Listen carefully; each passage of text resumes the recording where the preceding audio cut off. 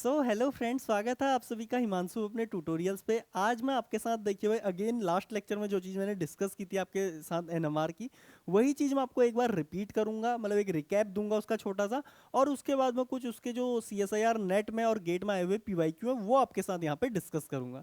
तो चलिए स्टार्ट करते हैं। देखिए लास्ट लेक्चर में मैंने आपसे क्या बोलता कि कभी भी ना, अगर आपका कोई न्यूक्लियाई ऐसा है आई नॉट इक्वल टू हाफ ना आई नॉट इक्वल टू जीरो, तो वो आपका एनएमआर एक्टिव होता है। फिर हमने इसमें एक एग्जांपल लिया था आई इक्वल टू हाफ वाला। हमने क्या बोला था भाई, इसके करस्पॉन्डिंग यहाँ पे क्या होती हैं, दो स्टेट यहाँ पे एग्जिस्ट कर रही होती हैं, जिसमें से एक का एम आई होता है प्लस हाफ और दूसरे का होता है माइनस हाफ। ठीक है, इस तरीके से। फिर हमने क्या बोलता कि ये जब मैग्नेटिक फील्ड आपका क्या होता है, एक्सटर्नल मैग्नेटिक फील्ड आपका जीरो होता है, तो उस केस में क्या रहती है, आपकी डिजनरेट रहती है। और जैसे ही आप मैग्नेटिक फील्ड यहाँ से नॉन जीरो करते हो, तो ये स्टेट आपकी क्या होती है, इस तरीके से स्प्लिट होना स्टार्ट होती है। यहाँ पे देखो भाई, मैं इसको कुछ इस तरीके से ऐसे दिखा देता हूँ, ये लो, ये लो, और इसको मैं इधर को ऐसे दिखा देता हूँ। इधर को आपका मैग्नेटिक फील्ड बढ़ रहा है और ऊपर को आपकी एनर्जी बढ़ रही है। ठीक है, फिर मैंने आपसे क्या बोलता भाई, जो स्टेबिलाईज होते हैं जनरली वो होते हैं आपके प्लस हाफ स्पिन वाले, ये क्या होते हैं लोअर स्टेट में आते हैं। और माइनस हाफ वाले क्या होते हैं, आपके ऊपर की स्टेट में रहते हैं। इसका जो एनर्जी था ई, उसको हमने बोला था भाई यहाँ पे 1/2 जी बीटा एन और बी नॉट। ठीक है, इसके एनर्जी को हमने बोला था यहाँ पे हाफ, वो भी माइनस का जी बीटा एन और बी नॉट। ठीक है, इसमें से हमने क्या बोलता भाई, ये है आपका लैंडेस फैक्टर।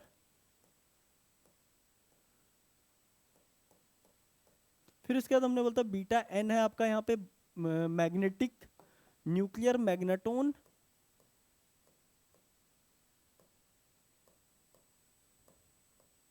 मैग्नेटोन और बी नॉट है आपका यहाँ पे एक्सटर्नल मैग्नेटिक फील्ड, इसको मैं एम एफ लिख देता हूँ, ये लीजिए।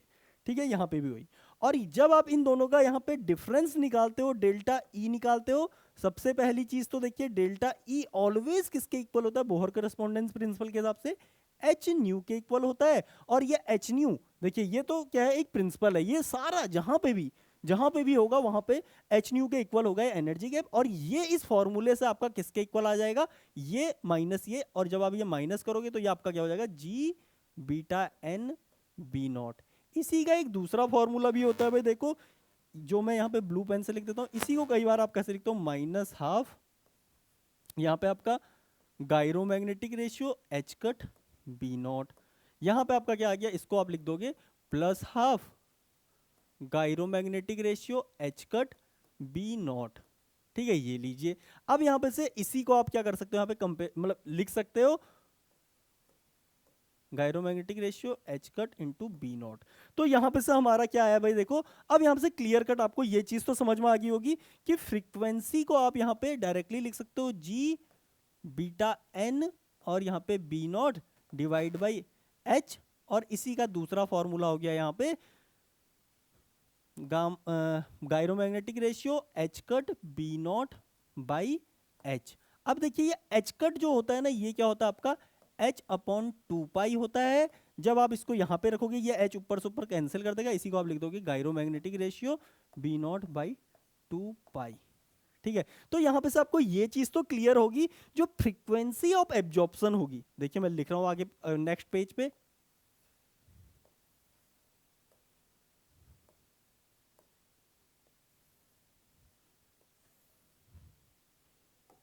यहाँ पे आपकी एनर्जी है, this is your E and this is your B naught. ठीक है, ये बढ़ रहा है। अब देखो यहाँ से आपको ये तो चीज समझ में आ रही होगी, जब आपका बी नॉट देखो जीरो से यहाँ पे कम है, मतलब ये जीरो से कम नहीं, ये जीरो है यहाँ पे, और बी नॉट आपने थोड़ा ही बढ़ाया, तो यहाँ पे फ्रीक्वेंसी ऑफ एब्जॉर्प्शन यानी कि ये जो एनर्जी गैप है, या आप फ्रीक्वेंसी बोल लो, ये फ्रीक्वेंसी आपकी क्या है, कम है। जैसे ही आपने बी नॉट ज्यादा बढ़ाया, तो आपको यहाँ से ये समझ में आया भाई, इनके बीच का गैप यहाँ पे बढ़ गया और फ्रीक्वेंसी यहाँ पे बढ़ गई। तो यहाँ से भी और फॉर्मूले से भी आपको ये क्लियर है, फ्रीक्वेंसी डायरेक्टली प्रोपोर्शनल है बी नॉट के। तो यहाँ पे सबसे पहली चीज आपको समझ में आई कि जो वी फ्रीक्वेंसी ऑफ एब्जॉर्प्शन है वो क्या है भाई, यहाँ पे directly proportional to external magnetic field, this is directly proportional to external magnetic field. ठीक है, ये चीज आप यहाँ से समझिए हो। अब यहाँ पे से एक और चीज समझिए, देखो एक तो आपका ये B1 है, यहाँ पे इसको मैं B1 बोल देता हूँ, एक B2 है। देखिए B1 पे आपका एनर्जी गैप था, ये आपकी अल्फा स्टेट ये थी। अल्फा स्टेट का मतलब होता है जहाँ पे आपका स्पिन क्या है, प्लस हाफ है। बीटा स्टेट का मतलब होता है जहाँ पे आपका स्पिन माइनस हाफ है। जब आपका B1 था, ठीक है, एक्सटर्नल मैग्नेटिक फील्ड, तो ये फ्रीक्वेंसी आपकी क्या है, देखो यहाँ पे कम है, ये आपने देख लिया। और जब आप B2 पे किए तो ये गैप आपका बढ़ गया, और ये गैप बढ़ के आपका इतना ज्यादा हो गया। तो जैसे जैसे ये गैप आपका बढ़ता है ना, ध्यान से सुनिएगा, जैसे जैसे ये गैप आपका बढ़ता है, ध्यान से देखिए, जैसे जैसे गैप आपका बढ़ेगा तो कुल मिला के वहां पर आपका एनर्जी बढ़ रहा है, ठीक है, एनर्जी बढ़ रहा है, या आप दूसरे टर्म में बोल सकते हो फ्रीक्वेंसी भी आपकी वहां पे बढ़ रही है, फ्रीक्वेंसी ऑफ एब्जॉर्प्शन आपकी बढ़ रही है। अब आपने एक लॉ पढ़ा है, बोल्ट्जमैन लॉ, वो क्या बोलता है भाई, देखिए जो पॉपुलेशन होती है NI बाई N0, ये क्या, ये आप यहाँ पे डायरेक्टली इसे बोल सकते हो ऐसे,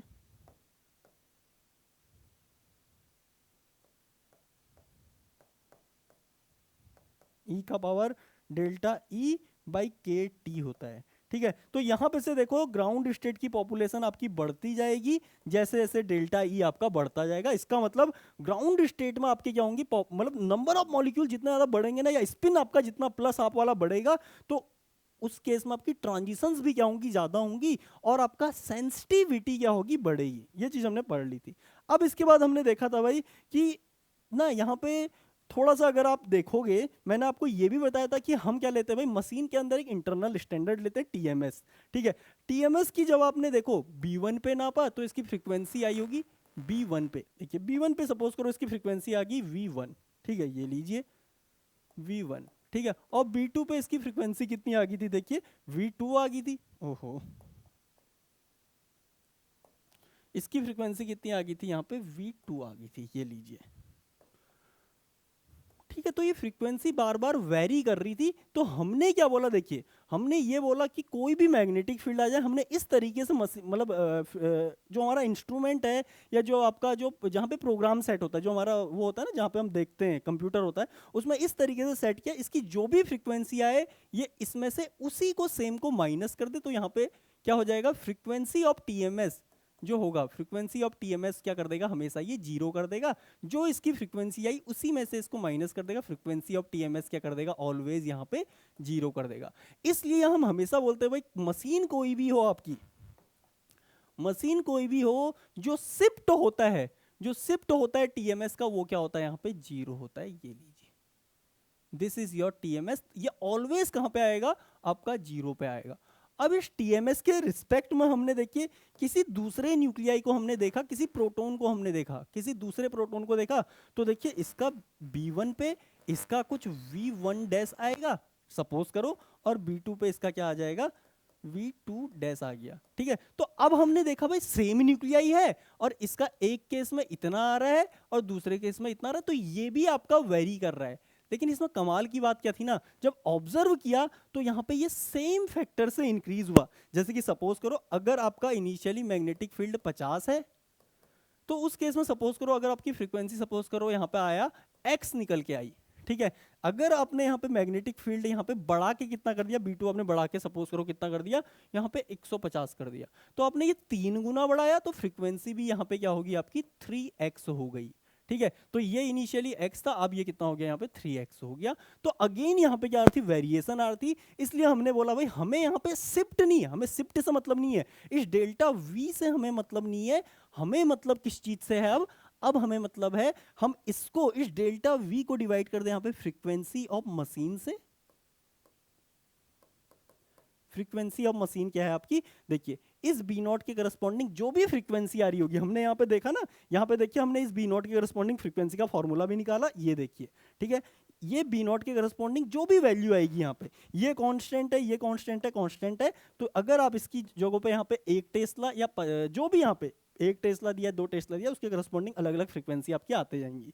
तो इस फ्रीक्वेंसी से आप यहाँ पे डिवाइड कर दोगे इसे, ठीक है, तो ये निकल के आ जाएगा आपका डेल्टा केमिकल शिफ्ट, इसी को बोला जाता है केमिकल शिफ्ट, केमिकल शिफ्ट, ठीक है। अब ध्यान से देखो इसकी खास बात क्या होती है, अगर सपोज करो आपका देखो ये डेल्टा कितना निकल के आया था यहाँ पे, सपोज करो इस केस में 50 हर्ट्ज में आपका कितना निकल के आया, एक्स निकल के आया, और इसको आप डिवाइड कर दोगे 50 से, तो ये आपका केमिकल शिफ्ट निकला है। इसके बाद देखो आप दूसरे केस में देखने की 3x सॉरी, और ये कितना है आपका यहाँ पे 3x, और ये कितना है 150, तो अगेन ये कट के आपका कितना हो गया यहाँ पे x बाई 50 हो गया। तो यहीं पे से हमने एक स्टेटमेंट बोला था जनाब कि आपका जो केमिकल शिफ्ट होता है ना, ये क्या होता है, इंडिपेंडेंट ऑफ मैग्नेटिक फील्ड होता है। आप कोई सा भी मैग्नेटिक फील्ड डाल दीजिए, हमेशा केमिकल शिफ्ट आपका क्या रहेगा, सेम रहेगा। इसीलिए मैंने आपसे बोला था कि कभी भी आप ना अगर जो आपका क्या होता है, ये एल्डिहाइड का प्रोटॉन होता है, उसका आप हमेशा बोलते हो केमिकल शिफ्ट 8 से 10 के बीच में, कभी ऐसा नहीं बोलते हो कि 500 मेगाहर्ट्ज पे तो 8 पीपीएम है और 1000 मेगाहर्ट्ज पे वो क्या हो गया भाई आपका 16 मेगाहर्ट्ज हो गया, ऐसा कभी नहीं बोलते हैं। हम बोलते हैं कि जो आपका ये है केमिकल शिफ्ट है किसका, एल्डिहाइड के प्रोटॉन का, वो हमेशा क्या होता है आपका 8 से 10 के बीच में रहता है। ठीक है, आई थिंक आपको ये चीज यहाँ पे क्लियरली समझ में आ गई होगी। अब देखिए इसके कुछ मैं आपको ना यहाँ पे आप फॉर्मूला ये थोड़ा सा और क्लियर आपको करता हूँ। देखिए देखिए देखिए, ये जो फ्रीक्वेंसी मैंने लिखी थी equal to G beta N B naught by, यहाँ पे मैं लिख देता हूँ इसे एच, या इसी को मैं दूसरे टर्म में मैंने क्या लिखा था, gyromagnetic ratio B naught upon 2 pi. ठीक है, ये जो फ्रीक्वेंसी और मशीन है ये जनरली निकल के आती है आपकी मेगा हर्ट्ज में। ठीक है, और जो डेल्टा यहाँ पे हम ये डिफाइन कर रहे हैं, ये क्या होता है आपका यहाँ पे डेल्टा वी, जो आपका क्या आ गया, शिफ्ट वैल्यू है। शिफ्ट क्या है आपका, टीएमएस का जो वी ऑफ टीएमएस, और जो भी आपका यहाँ पे क्या आया, ये फ्रीक्वेंसी निकल के आई प्रोटॉन की, वी ऑफ प्रोटॉन, या जो भी एक्टिव न्यूक्लियाई आप देख रहे हो। तो इस डिफरेंस को V H minus V TMS, इसको हमने क्या बोल दिया था, डेल्टा वी बोल दिया था। ये डेल्टा वी क्या होता है यहाँ पे, हर्ट्ज में आता है। ठीक है, और हम इसे डिवाइड किससे कर रहे हैं यहाँ पे, फ्रीक्वेंसी ऑफ मशीन से। तो एक चीज समझिए भाई, ये आपका किसमें है, हर्ट्ज में है, और ये आपका किसमें है, मेगा हर्ट्ज में है। ठीक है, अब देखो इसको जब आप कट करोगे तो ये आ जाएगा डेल्टा वी, ये आ गया आपका मशीन। ठीक है, ये आपका हर्ट्ज में है, और मेगा हर्ट्ज को अगर आपको हर्ट्ज में कन्वर्ट करना है तो ये हो जाता है आपका 10⁻⁶ हर्ट्ज। ठीक है, ये आपस में कैंसिल होगी, और ये आपका बन जाता है delta equal to V machine into 10⁻⁶। अब ये आपका क्या हो गया, यहाँ पे यूनिट लेस हो गया, इसकी कोई यूनिट नहीं है, हर्ट्ज से हर्ट्ज कट गया, ये आ गया। लेकिन ये वैल्यू आपकी कैसे आती है ना, ऐसे आती 0.00000 कुछ ऐसे, यहाँ पे एक्स वाई जेड यहाँ पे कुछ आ जाएगा।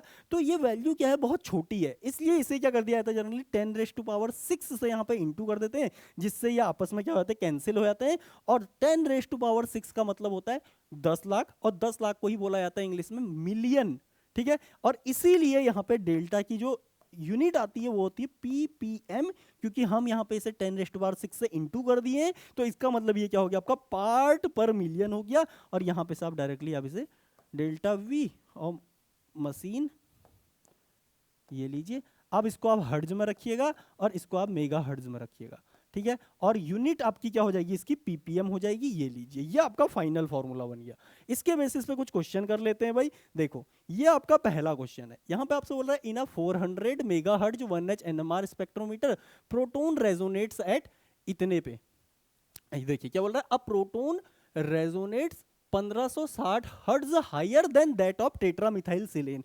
मतलब अगर टेट्रामिथाइल सिलेन की SiMe4, ये आपका टेट्रामिथाइल सिलेन, इसका अगर सिग्नल यहाँ पे आ रहा है तो इससे कितना आगे आ रहा है, वो आ रहा है इससे, ये लीजिए प्रोटॉन का सिग्नल आपका ये है, ये डिफरेंस कितना आ गया बोल रहा है यहाँ पे, ये बोल रहा है 1560। तो कुल मिला के डेल्टा वी कितना दे दिया है इसने यहाँ पे, 1560 हर्ट्ज यहाँ पे आपको दे दिया है।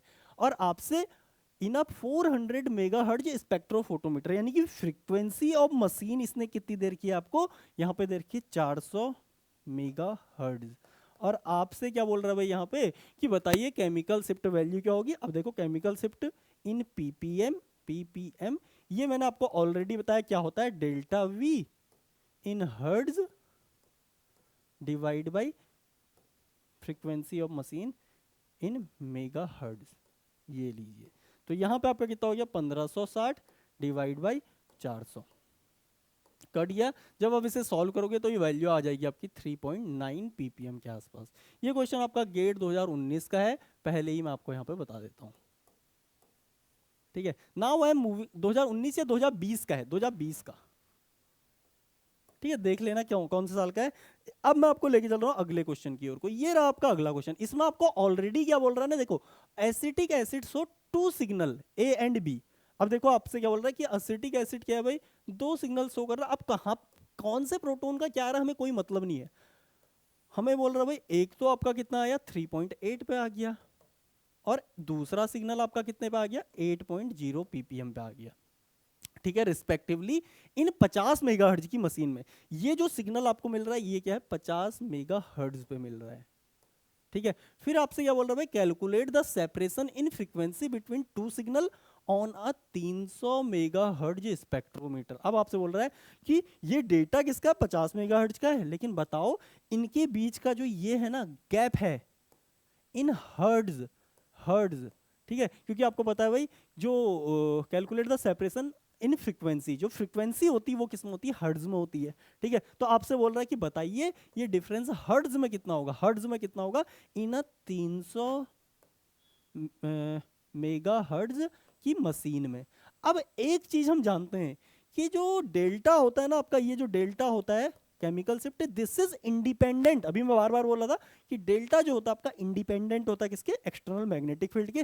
तो जो डेल्टा यहाँ पे है वही डेल्टा यहाँ पे रहेगा। ये लीजिए, ये लीजिए, ये कितना है भाई आपका 3.8 है, ये भी आपका क्या है 8.0 है। क्लियर।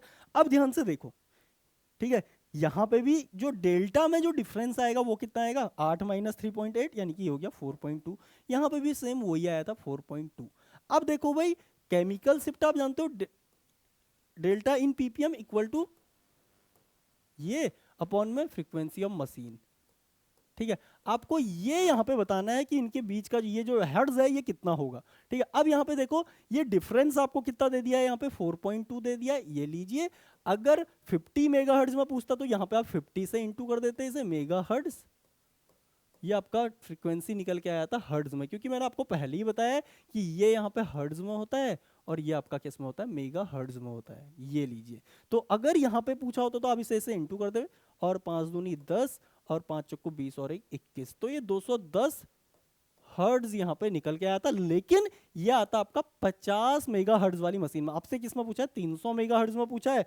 तो यहाँ पे एक तो आप डायरेक्टली ये कर सकते हो, देखो 50 से 300 जाने में आपका कितना टाइम बढ़ा, यहाँ पे 6 टाइम बढ़ा, तो इसको आप 6 से इंटू कर दो, तो ये हो गया आपका 6 0 6 कम 6 6 दूनी 12 1260 मेगा हर्ट्ज ना सॉरी हर्ट्ज ये यहाँ पे आपका निकल आ जाएगा। कब, जब आप 300 मेगा हर्ट्ज में निकालोगे। तो इसका राइट आंसर कितना हो जाएगा 1260 हर्ट्ज। ठीक है, दूसरा तरीका क्या था, देखिए ये डिफरेंस आपने यहाँ पे निकाला 4.2 इक्वल टू आपका क्या हो गया वहां पे डेल्टा वी इन हर्ट्ज जो आपको निकालना है, और यहाँ पे आपका फ्रीक्वेंसी ऑफ मशीन जो कि 300 मेगा हर्ट्ज है।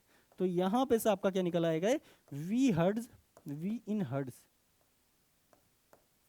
ये आ जाएगा आपका। इसको इससे इंटू कर दो, 2 जीरो मैंने ये लगा दिए, 3 दूनी 6 4 3 12 और एक यहाँ पे पॉइंट, तो ये लीजिए, दोनों से आपका आंसर सेम ही आएगा। आप कैसे ही यहाँ पे कर लीजिए। अब मैं आपको ना थोड़ा सा इस चीज में एक और चीज बहुत बढ़िया बताता हूँ। देखिए होता क्या है ना, देखिए अब आप बोलोगे यार कि हम क्या कर रहे हैं 50 हर्ट्ज में कर रहे हैं, ठीक है, तो भी हमारा एक सिग्नल 1 पे आ रहा है और दूसरा आपका 5 पे आ रहा है। ठीक है, हम 100 पे किए,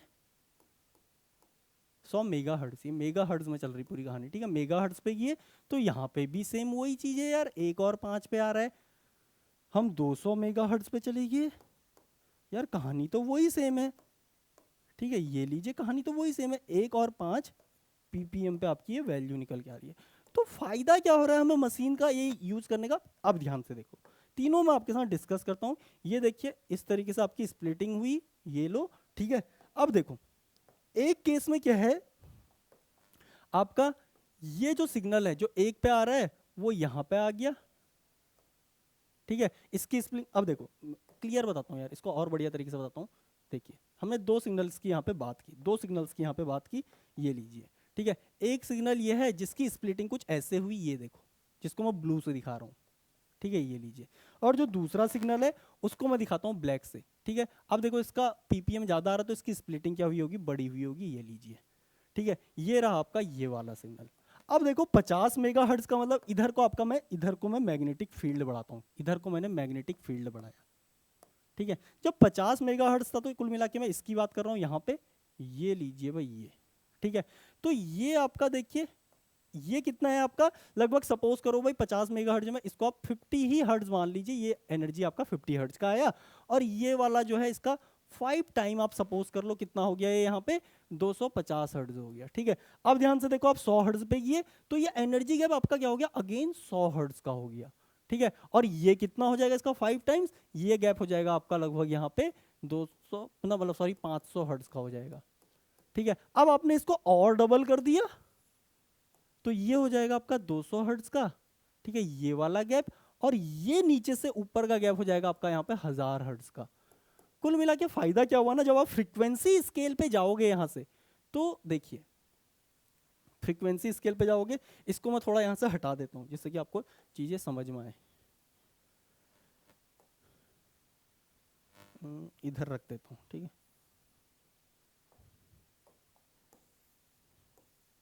हाँ, इसको मैं इधर रख देता हूं जिससे आपको चीजें यहाँ पे समझ में आती रहें।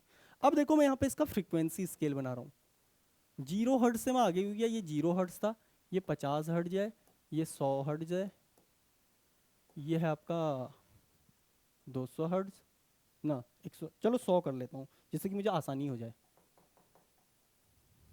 ठीक है। ये आपका सपोज करो यहाँ पे क्या है 100 हर्ट्ज है, ये आपका 200 हर्ट्ज है, ये आपका 300 है, ये आपका 400 है, ये आपका 500 है, ये आपका 600 है, ये आपका 700 है, ये आपका 800 है, ये आपका 900 है, और ये जनाब आपका 1000 है, ठीक है। तीनों, इसको मैं तीनों के लिए कॉपी कर लेता हूँ, ये लो भाई कॉपी, ये लो, इसको यहाँ पे कर दिया कॉपी, इसको मैंने यहाँ पे कर दिया। अब ध्यान से देखो तीनों में आपको बहुत कमाल की खूबी दिखेगी। देखो यहाँ पे जो 1 का सिग्नल आ रहा था वो आ रहा था 50 हर्ट्ज पे, तो इसको मैं ब्लू से दिखा देता हूँ। जो ब्लू सिग्नल आ रहा है वो आ रहा है आपका 50 हर्ट्ज कहीं यहाँ पे, तो ये आपको यहाँ पे सिग्नल ऐसे दिखेगा। यहाँ पे वो देखो कितने पे आ रहा है, 100 हर्ट्ज पे आ रहा है, तो ये सिग्नल आपको यहाँ पे ऐसे दिखा, ठीक है। और तीसरे केस में वो सिग्नल आपको 200 पे दिखा, ये देखिए। तो कुल मिला के ये स्पेसिंग आपको दिख रही है। और 0 हर्ट्ज का मतलब तो सिंपल सी बात है कि ये 0 क्या है भाई आपका यहाँ पे टीएमएस है, टीएमएस, ठीक है। ये लो, ये लो, ये लो, दिस इज योर टीएमएस। अब ध्यान से देखो, इसके बाद मैं आपको दिखाता हूँ ब्लैक वाला सिग्नल। ये ध्यान से देखो यहाँ पे, इस सिग्नल की मैं आपसे बात कर रहा हूँ। अब देखो ये सिग्नल पहले केस में आपका 250 हर्ट्ज पे आ रहा था कहीं यहाँ पे, ठीक है। दूसरे केस में सिग्नल कितने पे आया, 500 पे आया, बोले तो कहीं यहाँ पे। और तीसरे में ये सिग्नल आपका कितने पे आया, 1000 हर्ट्ज पे निकल के आया, ये लीजिए। तो कुल मिला के आप समझ रहे हो, जब आप फ्रीक्वेंसी स्केल पे जा रहे हो ना, तो आपकी ये spacing between these two lines क्या हो रही है, इंक्रीज हो रही है। जब आपकी दो लाइंस के बीच में स्पेसिंग इंक्रीज होती ना, इसी को बोला जाता है, इसी टर्म को बोला जाता है रिजोल्यूशन।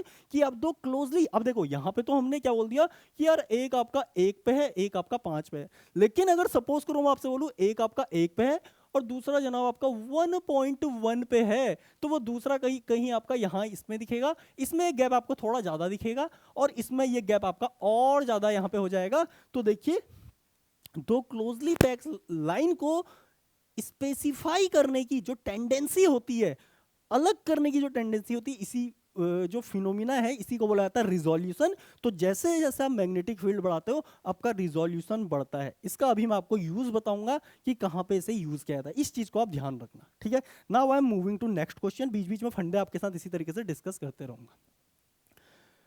अब ध्यान से देखो भाई, आपसे बोल रहा है the G factor, Lande's factor for 1H, G of H कितना है 5.6 है, और जी ऑफ नाइट्रोजन 14 कितना है जनाब आपका 0.4 है, ये लीजिए रिस्पेक्टिवली।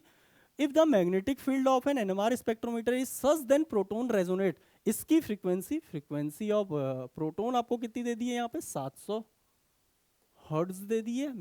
गलत, फ्रीक्वेंसी ऑफ मशीन हमेशा किस में आती है, मेगा हर्ट्ज में आती है। तो आपसे बोल रहा है भाई फ्रीक्वेंसी ऑफ मशीन इस न्यूक्लियस के लिए क्या होगी ये बताइए। अब देखो भाई फंडा सिंपल सा है, फ्रीक्वेंसी का हमने फंडा पढ़ा है जी बीटा एन बी नॉट। आपको कमाल की बात बताता हूं, देखिए किसी भी न्यूक्लियस का, ठीक है, ये कितना होता है यहाँ पे 5.05 इंटू 10⁻⁻27, ठीक है। ये इसकी यूनिट होती है आपकी शायद जूल पर टेस्ला होती, कुछ ऐसे होती है, ठीक है, जूल पर टेस्ला या टेस्ला पर जूल, जो भी है, इसको आप देख लेना। यहाँ पे इसको बोलते हैं ठीक है, बोहर मैग्नेटॉन नियर, इसके पीछे कुछ आता है आपका, ठीक है। इस जीएन की यूनिट आप देख लेना, ठीक है। इसी तरीके से आपका इलेक्ट्रॉन का भी होता है, जी ऑफ इलेक्ट्रॉन, सॉरी बीटा है यार, ये बीटा बीटा, ठीक है। इसकी जो भी वैल्यू आती है वो आती है 0.9 इंटू 10⁻23 आती है। इसको आप एक बार चेक कर लेना, इसको चेक कर लेना, ठीक है। 10⁻23 और इसकी यूनिट होती है आपकी एसआई में, वो आप देख लीजिएगा। इसी को बोला जाता है बोहर मैग्नेटोन, जो आप लगाते हो ना बोहर मैग्नेटोन, ठीक है। कब, जब आप स्पिन वाला वो निकालते हो n/n+2 बोहर मैग्नेटोन, इसका मतलब उसमें बोहर मैग्नेटोन को जब आप एसआई में कन्वर्ट करते हो तो इससे इंटू करना पड़ेगा आपको। ये वैल्यू एक बार आप क्रॉस चेक कर लेना, मुझे याद नहीं है, ठीक है। अब ध्यान से देखो भाई, this is a constant term. आपसे क्या बोल रहा है कि यहाँ पे आपको फ्रीक्वेंसी ऑफ मशीन सिर्फ प्रोटॉन की दे रखी, तो यहाँ पे से समझिए कि ये frequency of hydrogen equal to G of hydrogen, Bn is a constant term for all nuclei, और यहाँ पे बी नॉट, ये वैल्यू आपको यहाँ पे दी ही है, कितनी है 7, अच्छा दी नहीं है यहाँ पे। If a magnetic field of NOR spectrometer is such that, कि आपकी फ्रीक्वेंसी क्या है यहाँ पे 700 मेगाहर्ट्ज है। अब यहाँ पे से आपको क्या निकालना है, देखो यहाँ पे आपको नाइट्रोजन का निकालना है, जी ऑफ नाइट्रोजन, Bn तो आपका कांस्टेंट है, और एक्सटर्नल मतलब मैग्नेट तो न्यूक्लियर स्पेक्ट्रोमीटर में सेम ही होगा दोनों में, तो यहाँ पे आप इन दोनों का रेशियो कर लो, ये लो ये लो। यहाँ पे से आपको ये चीज क्लियर होगी कि ये दोनों कैंसिल हो जाएंगे, ये दोनों यहाँ पे कैंसिल हो जाएंगे, ठीक है। अब यहाँ पे से आपको क्या दिखा यहाँ से कि फ्रीक्वेंसी ऑफ हाइड्रोजन क्या है, फ्रीक्वेंसी ऑफ नाइट्रोजन को डिवाइड करोगे तो यहाँ पे GNH/GN, ये वैल्यू आपको ऑलरेडी कितनी दे रखी है यहाँ पे, हाँ, प्रोटॉन की रेजोनेंस की फ्रीक्वेंसी आपको दे रखी है 700 हर्ट्ज, 700 मेगा हर्ट्ज, ठीक है। ये आपको यहाँ पे निकालना है, ये लीजिए, ये आपको कितना दे रखा है 5.6, और ये आपको दे रखा है 0.4, तो जब आप इसे काटोगे ये निकल के आ जाएगा 14, ठीक है। और यहाँ पे से फिर आप क्या करोगे, देखो 700 डिवाइड बाई 14, और यहाँ पे आप इसे कर लोगे फ्रीक्वेंसी ऑफ नाइट्रोजन, तो ये आ जाएगी 14×5 = 70 और 50 मेगा हर्ट्ज आपका क्या हो जाएगा, इसका राइट आंसर हो जाएगा। I hope this is clear. Now I am moving to next question. ये रहा भाई आपका अगला सवाल, इसमें आपसे बोल रहा है in NMR spectroscopy the product of nuclear G factor, यानी कि Lande's factor G, and product of किसका Gn इंटू न्यूक्लियर मैग्नेटोन, यानी कि Bn, ठीक है। और यहाँ पे magnetic field strength B naught, ये यहाँ पे किसको डिनोट करता है, बी नॉट, ठीक है। अब हमने देखा है भाई ये क्या था आपका, दो जो स्पिन स्टेट्स थी उनके बीच का यहाँ पे एनर्जी गैप था, G beta N B naught, ये लीजिए। तो यहाँ पे से energy of transition between alpha to beta state, बिल्कुल सही है, नीचे अल्फा होती है इस केस में, ऊपर बीटा होती है।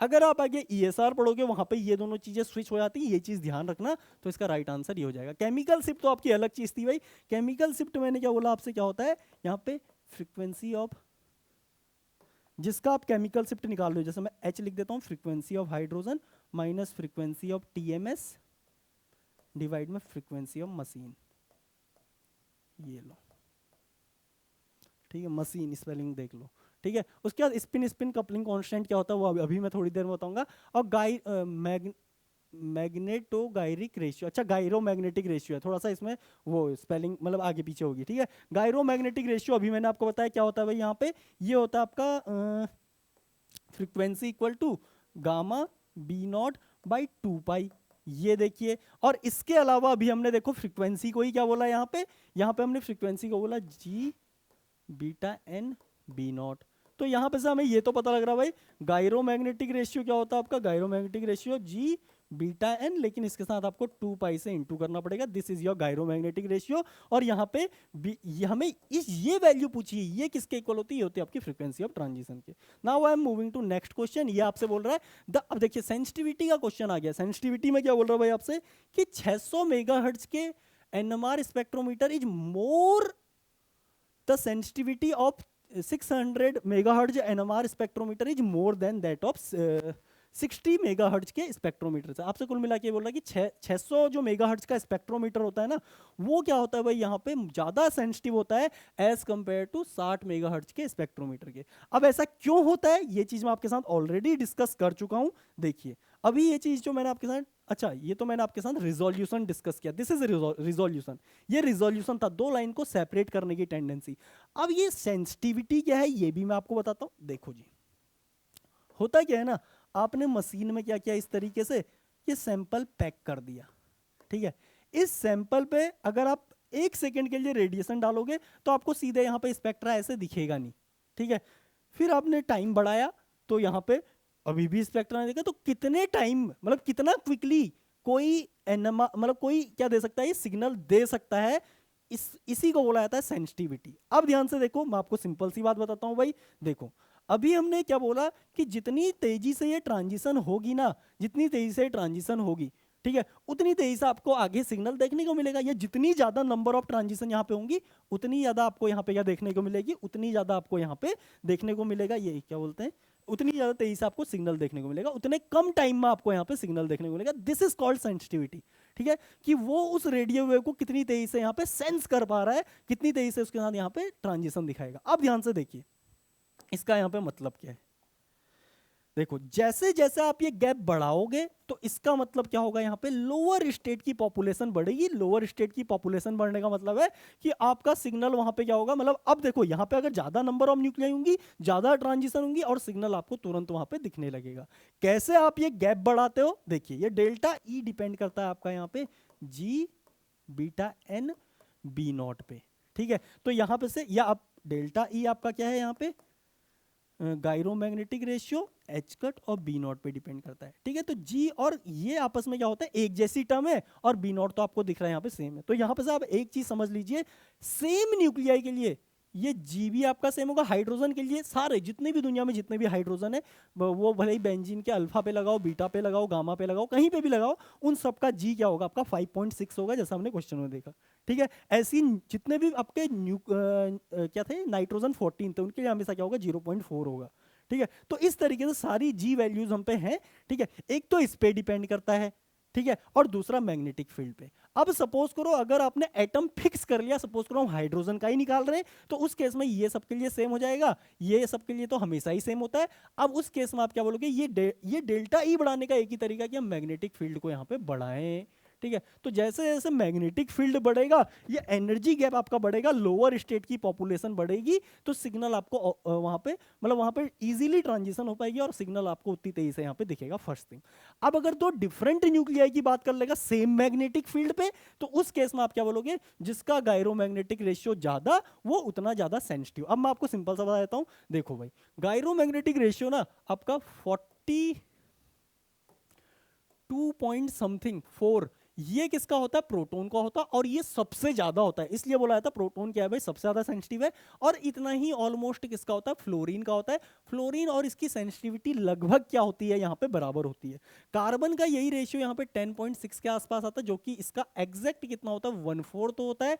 इसीलिए आप एक चीज भी आपने एक चीज भी पढ़ी होगी कि जो 600 मेगाहर्ट्ज का एनएमआर स्पेक्ट्रोमीटर होगा प्रोटॉन के लिए, वही क्या होगा भाई, इसका जस्ट 1/4 कर दोगे तो 100 कितना हो गया 1/4 करोगे इसका कितना आ जाएगा, 4 से 4 एकम 4 2 150 मेगाहर्ट्ज का 150 मेगाहर्ट्ज के एनएमआर स्पेक्ट्रोफोटोमीटर की तरह सर्व करेगा कार्बन 13 के लिए, ठीक है। तो ये सेंसिटिविटी है जो यहाँ पे 600 मेगाहर्ट्ज की स्प्लिटिंग करेगा, कार्बन 13 के लिए वही क्या होगी आपकी यहाँ पे 150 मेगाहर्ट्ज की होगी। इसीलिए कार्बन 13 का सिग्नल आने के लिए ना आपको 1.5 घंटे 2-2 घंटे तक की या आधे घंटे तक की कई बार क्या देनी पड़ती है यहाँ पे आपको स्कैनिंग देनी पड़ती है। ये चीज़ आप ध्यान रखिएगा। और जब आप 1H NMR को लेते हो तो वहाँ पे आपका 2-3 मिनट में, अगर आपके पास सफिशियंट क्वांटिटी में 10 mg या 15 mg सैंपल है तो वहाँ पे आपको ईजिली पीक वहाँ पे देखने को मिलती है। Now I am moving to next question. अच्छा, इसमें हमने डिस्कस नहीं किया। देखो भाई, population of spin state directly proportional to applied magnetic field, बिल्कुल घटिया बात है, क्योंकि पॉपुलेशन तो आपका क्या है, जितने नंबर ऑफ न्यूक्लियाई आपने सैंपल में डाले उतने ही रहेंगे। ठीक है, पॉपुलेशन फिक्स रहती है। अब यहाँ पे देखो पॉपुलेशन ऑफ स्पिन स्टेट, ये जस्ट उसका अपोजिट हो गया, इनवर्सली प्रोपोर्शनल। ऐसा भी नहीं होता क्योंकि पॉपुलेशन फिक्स है, वो मैग्नेटिक फील्ड पे डिपेंड करती है। रिलेटिव जो पॉपुलेशन होती है अल्फा और बीटा स्टेट की, ये डिपेंड करती है किस पे, मैग्नेटिक फील्ड पे। ठीक है, टोटल पॉपुलेशन तो सेम है, अब वो नंबर ऑफ न्यूक्लिया आपने जितनी कंसंट्रेशन डाली उतना ज्यादा वो होगा। ठीक है, अब यहाँ पे देखो जैसे जैसे आप क्या करोगे, एनर्जी गैप को बढ़ाओगे तो वैसे वैसे आपकी पॉपुलेशन बढ़ेगी। तो तीसरा वही बोला, according to Boltzmann distribution law, excess population in lower state, यहाँ पे पॉपुलेशन बढ़ेगी तो वो क्या बोल रहा है, excess population in lower spin state increases with increasing applied magnetic field. yes, this is true। और इसी की वजह से क्या होता है, आपका सेंसिटिविटी इंक्रीज होती है, जो हायर मेगाहर्ट्ज के आपके क्या होते हैं, स्पेक्ट्रोफोटोमीटर होते हैं। Now I am moving to next option. ये रहा भाई स्पेक्ट्रल स्कैन विड्थ। ना ना, ये बिल्कुल गलत है भाई। Spectral scan width is more for 600 इस, ये पता नहीं क्या है यार, इसको हटा दो। Now I am moving to next question. ये रहा आपका अगला सवाल। आपसे बोल रहा है भाई, which of the following compound is expected to show sharp singlet for proton delta greater than 8 ppm। ठीक है, डेल्टा ग्रेटर देन 8 ppm। ये क्वेश्चन नेक्स्ट लेक्चर में डिस्कस करेंगे, क्योंकि अभी मैंने आपको यहाँ पे सारे के सारे मतलब कैसे ये मल्टीप्लिसिटी डिफाइन करते हैं, सिंगलेट डबलेट, ये अभी हमने यहाँ पे डिस्कस नहीं किया। That we will discuss in next lecture. इसके अलावा जो आपका अगला क्वेश्चन है, ये आपका अगेन इसी टॉपिक से, इसमें आपसे बोल रहा है the 1H NMR frequency at 1 tesla. और देखिए 1H NMR के लिए क्या बोल रहा है भाई, यहाँ पे जो फ्रीक्वेंसी ऑफ मशीन है वो क्या है भाई, यहाँ पे 42.4 मेगा हर्ट्ज है। ठीक है, कब, जब आपका मैग्नेटिक फील्ड कितना है, यहाँ पे 1 टेस्ला है, 1.0 टेस्ला। ठीक है, अब क्या बोल रहा है भाई, देखो gyromagnetic ratio of 1H and 13C। देखो गायरोमैग्नेटिक रेशियो आपको 1H का कितना दे दिया है, 27 इंटू 10⁻⁷ दे दिया है। और यहाँ पे गायरोमैग्नेटिक रेशियो ऑफ कार्बन आपको कितना दे दिया, 13C का 6.75 इंटू 10⁻⁷ दे दिया है। ठीक है, यूनिट दोनों की सेम है, पर टेस्ला पर सेकेंड। उसके बाद क्या बोल रहा है भाई, देखो what will be the 13C frequency. 13C ये क्या होगी, at same magnetic field B naught equal to 1 tesla. अब देखो भाई फॉर्मूला वही है, V equal to gamma H cut B naught. ठीक है, अब देखो ये तो कांस्टेंट है और ये भी, दोनों केसेस में आप देखोगे आप कांस्टेंट है, तो यहाँ से आपको पता चल गया frequency directly proportional to gyromagnetic ratio. तो यहाँ पे से frequency of hydrogen equal to gyromagnetic ratio of hydrogen divide by frequency of carbon equal to gyromagnetic ratio of carbon. अब यहाँ पे से देखो भाई, यहाँ पे से आप क्या बोलोगे, क्रॉस मल्टीप्लाई कर दो, इसको यहाँ ले जाओ, इसको यहाँ ले जाओ, तो V of H into gyromagnetic ratio of carbon divide by gyromagnetic ratio of proton equal to frequency of carbon. तो यहाँ पे से आप क्या बोलोगे कि ये 27 10⁻⁷ से 10⁻⁷ कट जाएगा, गुणा 42.4 डिवाइड बाई 6.75। ठीक है, तो ये वैल्यू आपकी नियरली जब आप इसे कट करोगे तो ये आ जाएगा आपका यहाँ पे 10.6 मेगाहर्ट्ज के आसपास। और यही चीज मैंने आपको थोड़ी देर पहले बताई भी भाई, इसका 10.6 के आसपास होता है, इसका 42 के आसपास होता है। ये मैंने आपको ऑलरेडी बताया भी था, यहाँ पे ये चीज प्रूव भी हो गई। आई होप आपको ये सारी चीजें यहाँ पे समझ में आई होंगी। अगर आपकी कोई क्वेरी रहती है, इसमें मेनली मैंने आपके साथ डिस्कस किया था कि एक्चुअल में जो सेंसिटिविटी मैंने लास्ट में भी था, रिजोल्यूशन क्या होता है, 2 लाइन कैसे जब आप मैग्नेटिक फील्ड बढ़ाते हो वहां पे कैसे 2 लाइन सेपरेट होती है, ये मैंने आपके साथ इसमें डिस्कस कर लिया है। नेक्स्ट लेक्चर से मैं आपके साथ डिस्कस करूंगा यहाँ पे कि एक तो जो वैल्यूज होती हैं आपकी यहाँ पे केमिकल शिफ्ट की वो कैसे निकल के आती हैं, ठीक है। और उसके बाद मैं आपके साथ डिस्कस करूंगा कपलिंग कांस्टेंट। अगले 2 लेक्चर आपके बहुत इंपॉर्टेंट होने वाले हैं स्ट्रक्चर इल्यूसिडेशन के परस्पेक्टिव से। और अगेन ये जो फंडा मैंने डिस्कस किया ना, ये भी वहाँ पे आपका अगेन गेम में आएगा। आई होप ये सारी चीज़ें आपको समझ में आई होंगी। I will see you in the next class. Till then thank you, bye bye.